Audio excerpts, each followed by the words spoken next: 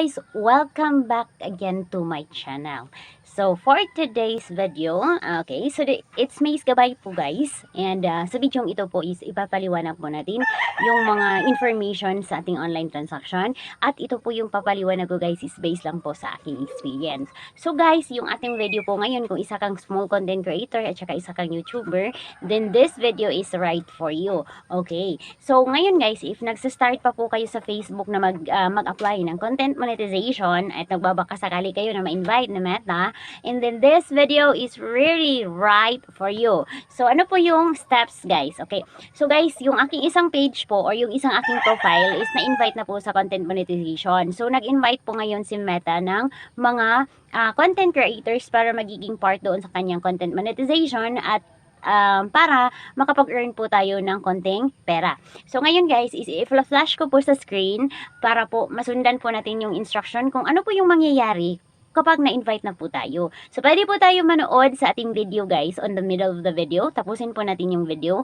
para po yung inyo pong account same po ba na mangyayari ng ganito. So kasi guys, yung aking account, so invited na din po ako doon sa way back last year.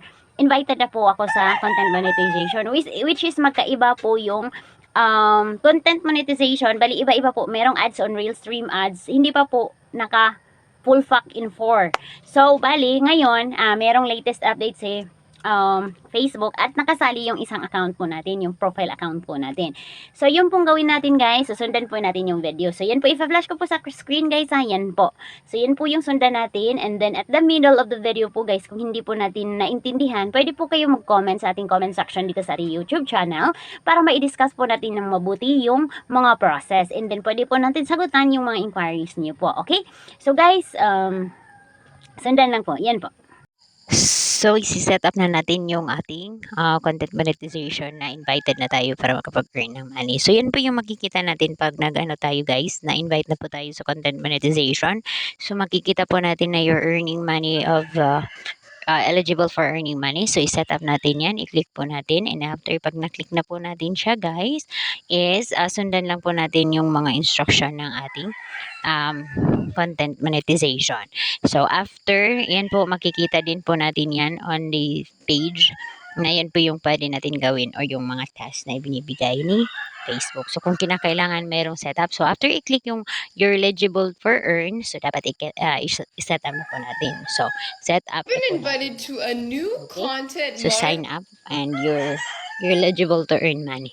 So, after that guys, may nakikita na kayo ng mga accounts dito dahil nakapag-register na tayo noon sa ating star. Since una pong invited yung star. So, i-click lang po natin based dun sa information yung ating payout account. So, pag na-okay na po, i-click po natin yan.